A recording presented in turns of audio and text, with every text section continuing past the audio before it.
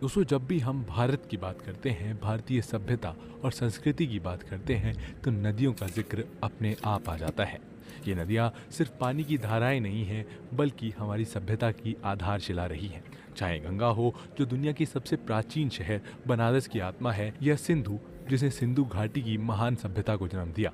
गोदावरी, जो कि साउथ की द्रविड़ सभ्यता का दिल है। नर्मदा और महानदी, जो मध्य भारत की उपजाऊ भूमि को जीवन देती है। ये सब भारत की जीवन रेखाएं हैं। भारत की नदियाँ दुनिया के सबसे बड़े और डाइवर्स रिवर बेसिन्स में से एक हैं, जिनमें 14 बड़े नदी बेसिन शामिल हैं, जो देश की 80% से ज़्यादा लोगों की जीवन यापन का साधन है।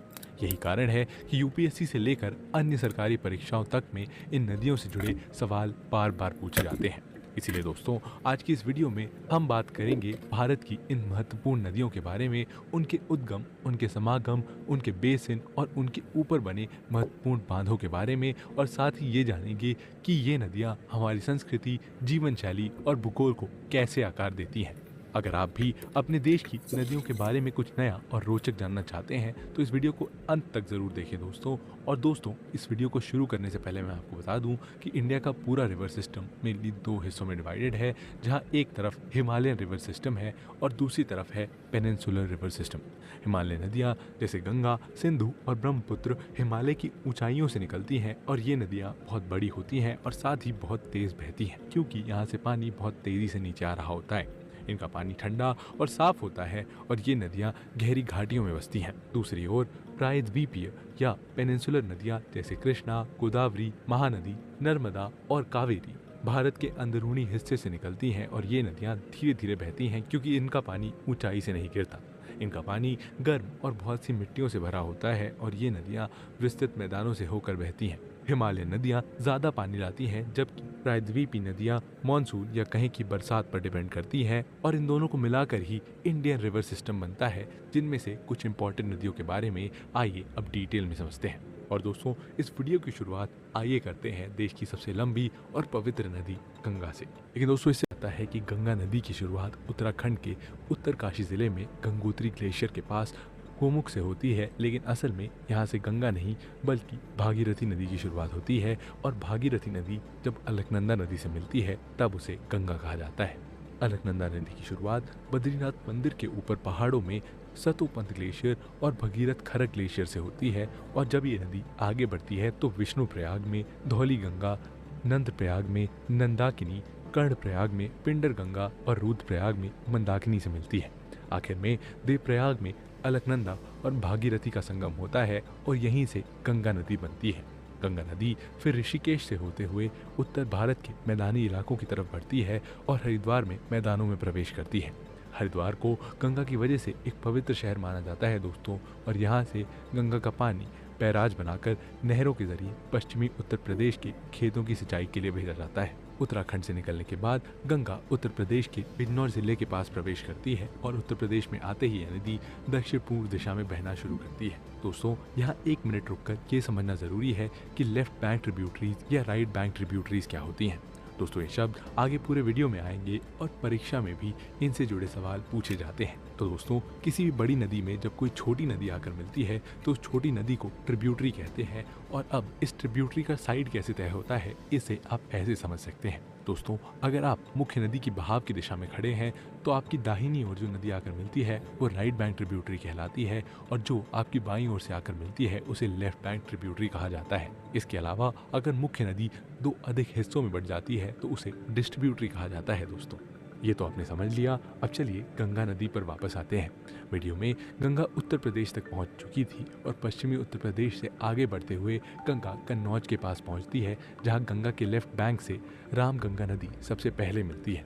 रामगंगा उत्तराखंड के अल्मोड़ा के दूनागिरी से निकलती है, और इसके बाद गंगा कानपुर से होते हुए प्रयागराज पहुंचती है। यहाँ त्रिवेणी संगम पर गंगा की सबसे लंबी ट्रिब्यूटरी यमुना उसके राइट बैंक से निकलती है, और इसीलिए यमुना को गंगा की राइट बैंक ट्रिब्यूटरी कहते हैं। दोस्तों, ये दोनों नदियाँ प्रयागराज में मिलने से पहले तक विशाल गंगा बेसिन का निर्माण करती हैं, और प्रयागराज के पास ही गंगा की एक और साउथ बैंक ट्रिब्यूटरी टॉन्ज नदी गंगा में मिलती है। इसके बाद दोस्तों गंगा बनारस मिर्ज़ापुर से आगे बढ़ती है और गाजीपुर में गोमती नदी जो लेफ्ट बैंक ट्रिब्यूटरी है वो गंगा में मिलती है। गाजीपुर के बाद गंगा बलिया जाती है जो उत्तर प्रदेश का अंतिम जिला है जहाँ से गंगा निकलती है, और इसीलिए अगर हमें उत्तर प्रदेश में गंगा के प्रवेश और निकास के जिलों को याद रखना है तो हमें बिजनौर और बलिया यानी बीपी याद रखना चाहिए।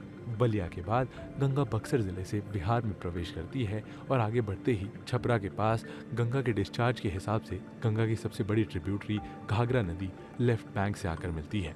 घाघरा नदी तिब्बत से निकलती है और नेपाल के रास्ते होते हुए उत्तर प्रदेश से गुजरती है और छपरा में गंगा से मिलती है। इसे उत्तर प्रदेश में सरयू भी कहते हैं जिसके किनारे अयोध्या स्थित है। दोस्तों बिहार में आगे बढ़ते हुए गंगा पटना पहुंचती है जहां राइट बैंक से अमरकंटक से निकलने वाली सोन नदी गंगा में मिलती है।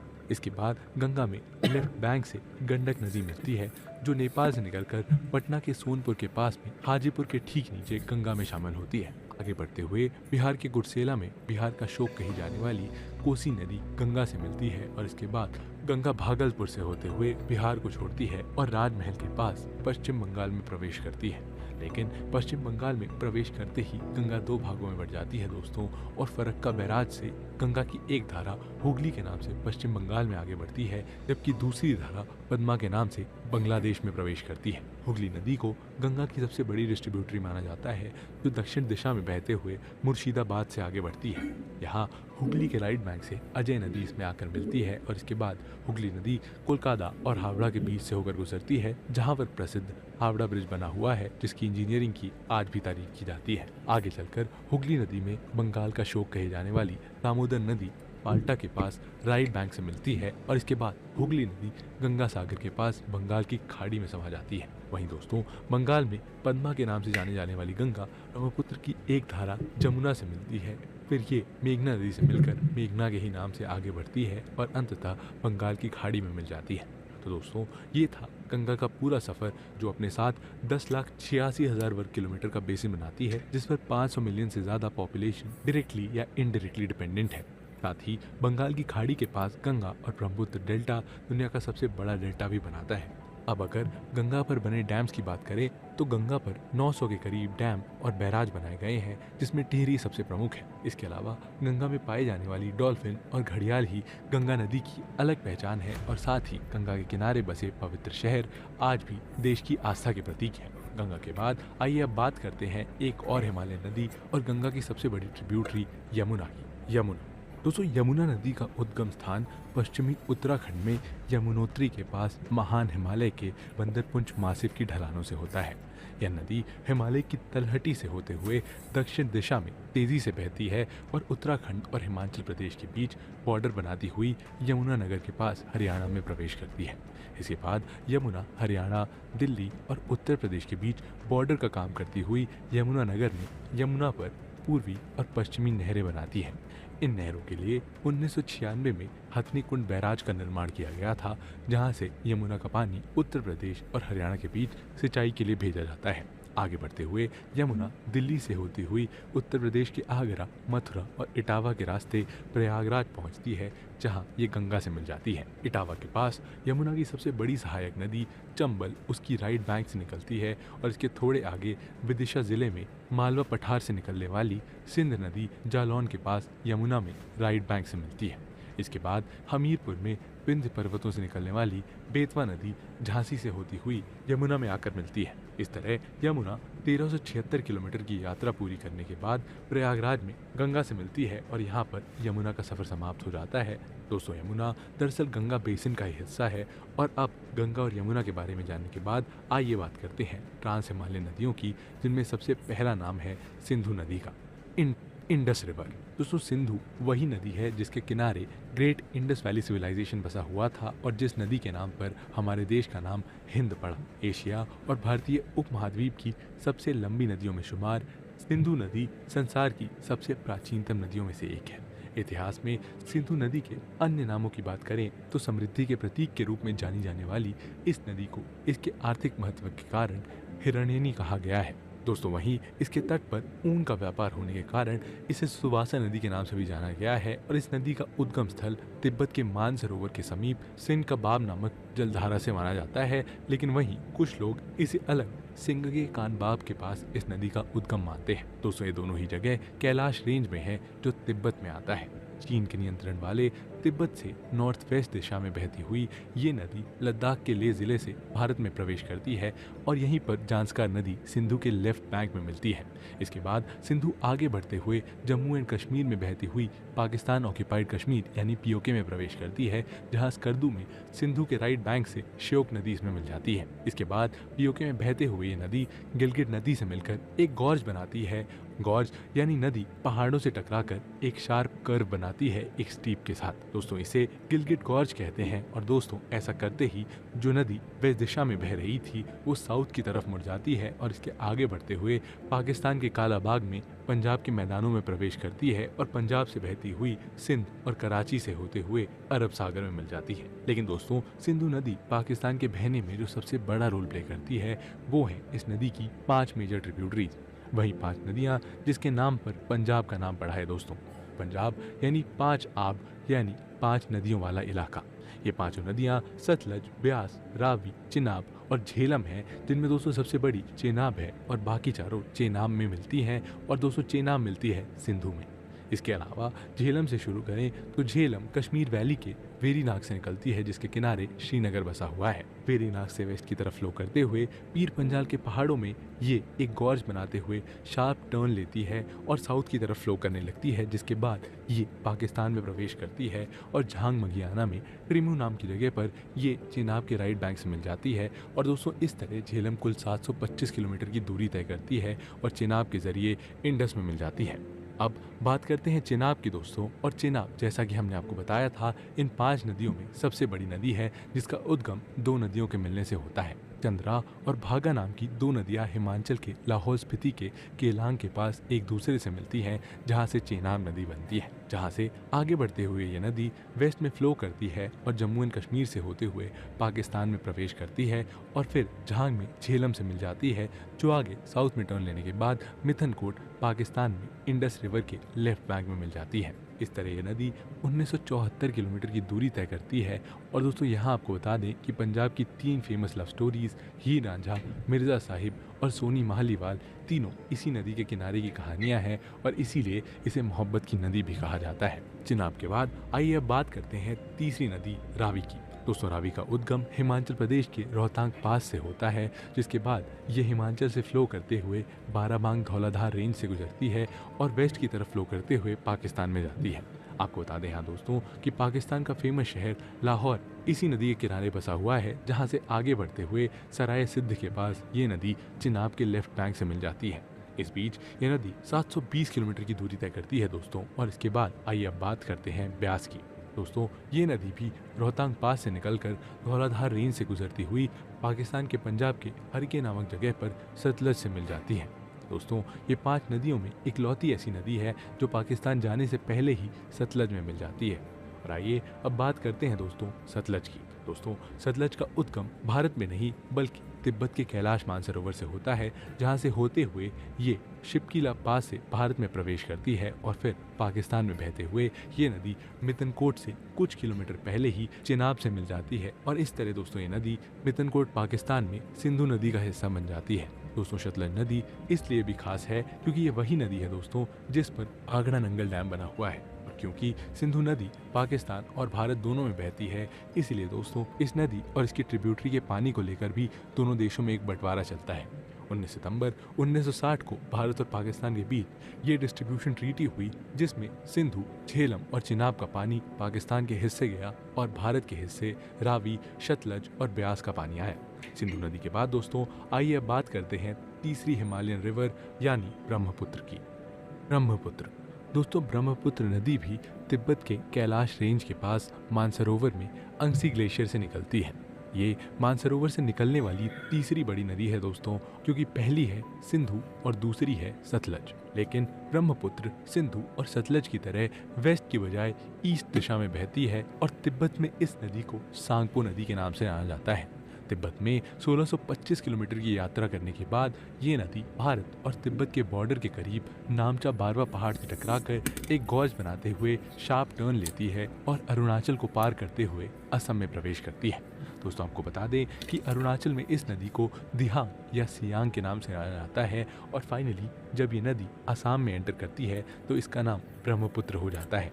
असम में यात्रा करते हुए ये नदी धुबरी से एक और गॉज बनाते हुए बांग्लादेश में प्रवेश करती है और साउथ में बहने लगती है। बांग्लादेश में इसे जमुना के नाम से जाना जाता है और ये जमुना अरिचा में गंगा, जिसे वहाँ पद्मा कहा जाता है, उसमें मिल जाती है, जहाँ से आगे इसे भी पद्मा ही कहा जाता है। लेकिन कुछ ही दूर पर बांग्लादेश के चांदपुर में मेघना नदी इसमें आकर मिलती है और इसका नाम मेघना हो जाता है। और दोस्तों ये नदी इसके बाद अंततः बंगाल की खाड़ी में जाकर मिल जाती है।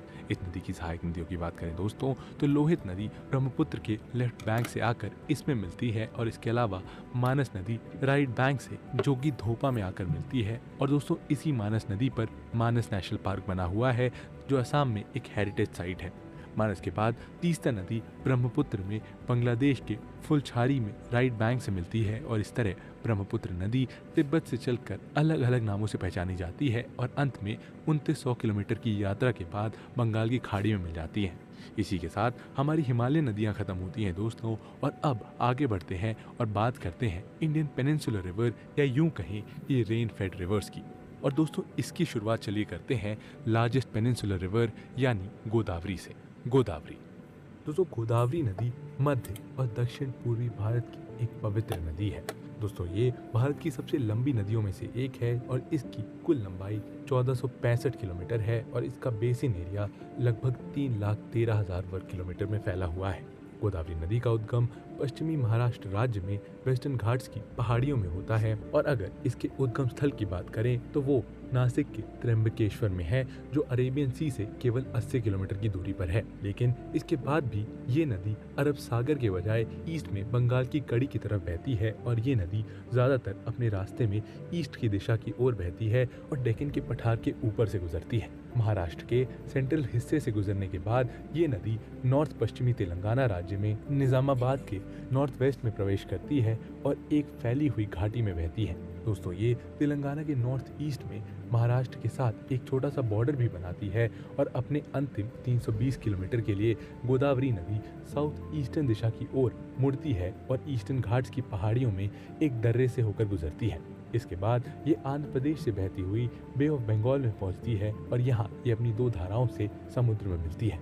नॉर्थ में गौतमी गोदावरी और साउथ में विशिष्ट गोदावरी। दोस्तों गोदावरी नदी के अधिकतर हिस्से में ये एक स्पॉट और थोड़े से एक समान इलाके से गुजरती है और जहाँ इसमें दरना, पूर्णा, मंजरा, प्राणहिता और इंद्रावती नदियाँ मिलती हैं। ईस्टर्न घाट क्षेत्र में प्रवेश करने पर नदी के किनारे खड़ी और तेज ढलानों के बीच बहते हुए संकीर्ण हो जाती है ये और ये गॉज बनाती है जहाँ इस पूरी नदी की चौड़ाई केवल 600 फीट में सिमट जाती है।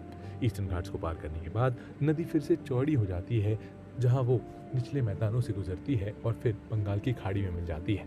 आंध्र प्रदेश के राजामुंद्री शहर के ठीक नीचे नदी पर 19वीं सदी में British engineer sir Arthur Thomas cotton द्वारा एक बांध बनाया गया था जो गोदावरी की पहली बड़ी सिंचाई परियोजना थी और भारत की स्वतंत्रता के बाद कुछ नए प्रोजेक्ट्स पर भी यहाँ काम किया गया जो सिंचाई और हाइड्रो इलेक्ट्रिक पावर को ध्यान में रखकर बनाए गए, जिनमें पश्चिम मध्य महाराष्ट्र में जयकवाड़ी डैम भी शामिल है। गोदावरी नदी के ऊपरी हिस्से में सर्दियों और वसंत ऋतु में सूखापन होता है जिसमें ये सिंचाई के लिए लगभग अनुपयोगी हो जाती है। हालांकि इसके मुहाने पर एक navigable irrigation canal system develop किया गया है जो इसके डेल्टा को साउथ वेस्ट में कृष्णा नदी के डेल्टा से जोड़ता है और जिससे ये क्षेत्र भारत के सबसे समुद्र धान उगाने वाले क्षेत्रों में से एक बन जाता है।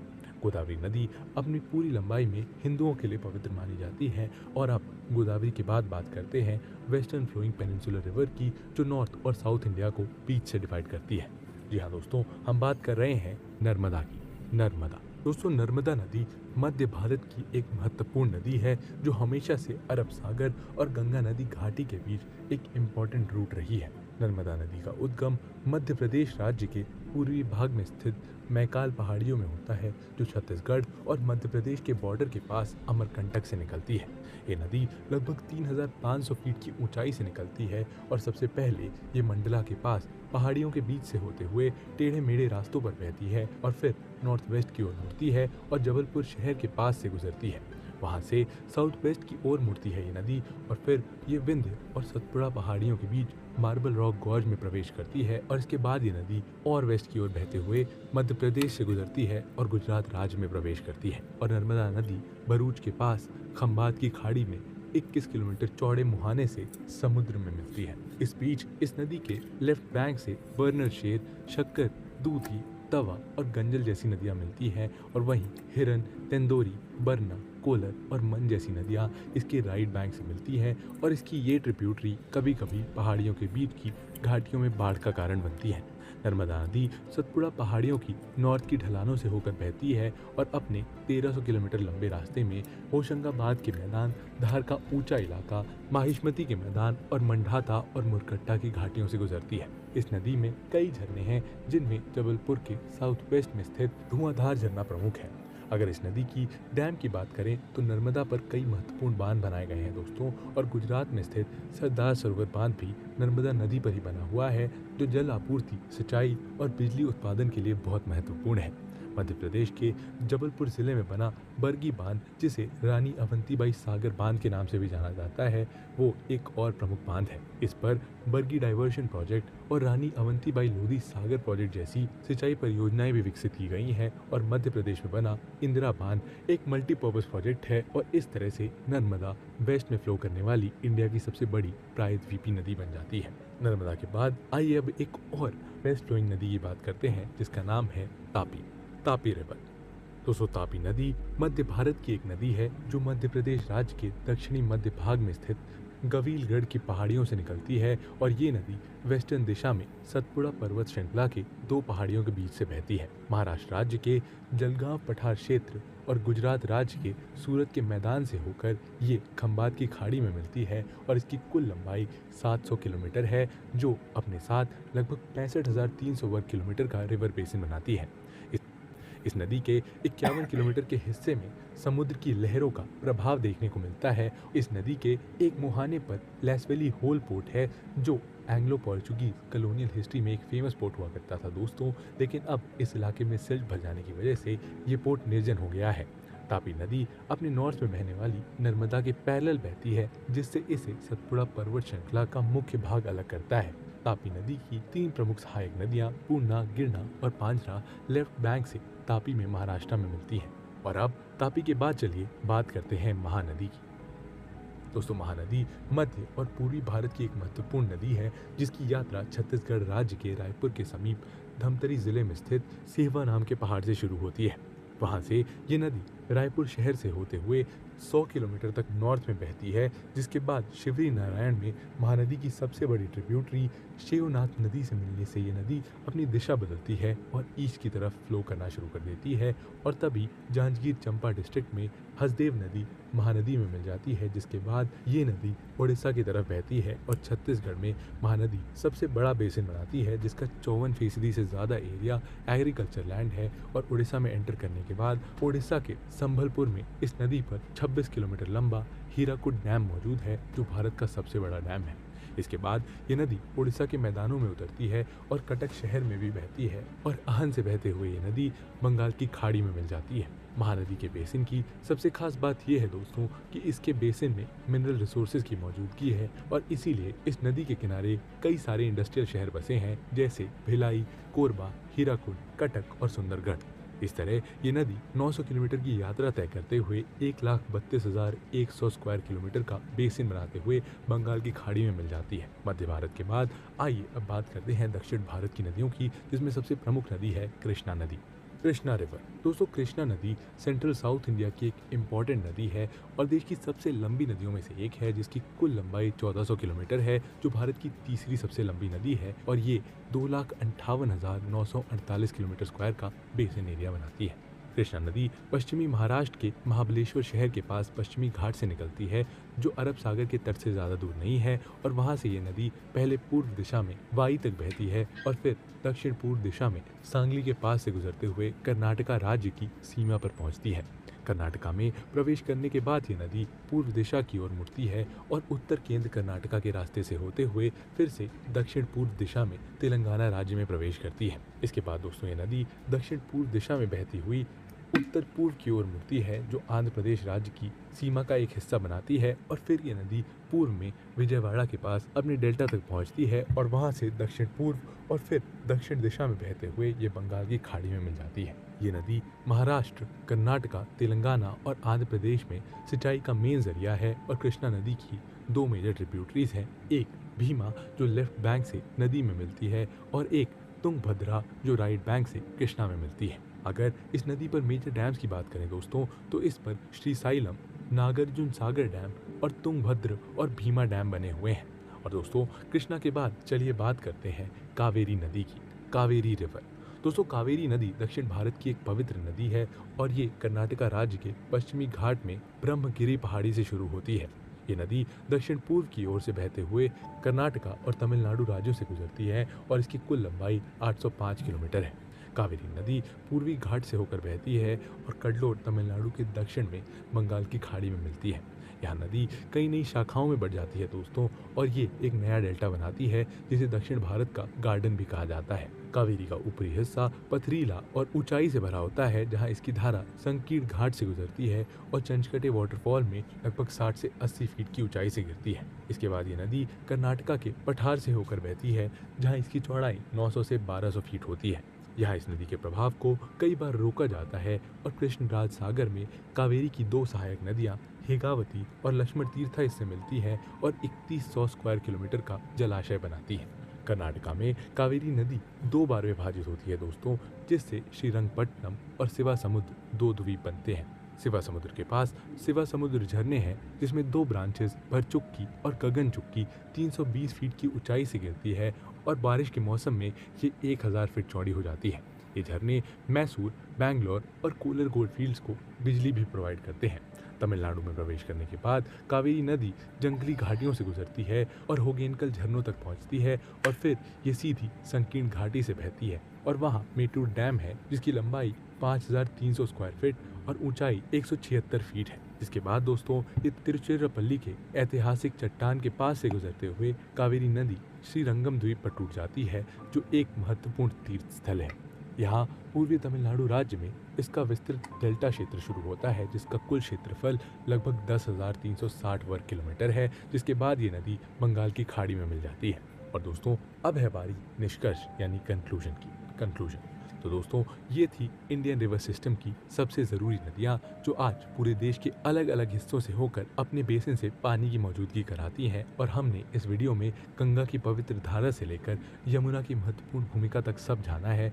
हमने इस वीडियो के माध्यम से जानी है सिंधु नदी की ऐतिहासिक यात्रा, और हमने समझा है ब्रह्मपुत्र की विशालता को भी। इसके साथ ही हमने गोदावरी, नर्मदा और कावेरी जैसी प्रायद्वीपीय नदियों की महत्वपूर्णता को भी देखा है, जो हमारे देश के कृषि और जीवन शैली के लिए बेहद आवश्यक है। और दोस्तों अगर आप इनमें से किसी एक नदी पर एक डिटेल्ड वीडियो चाहते हैं तो इसे हमें कमेंट सेक्शन में ज़रूर बताइए। और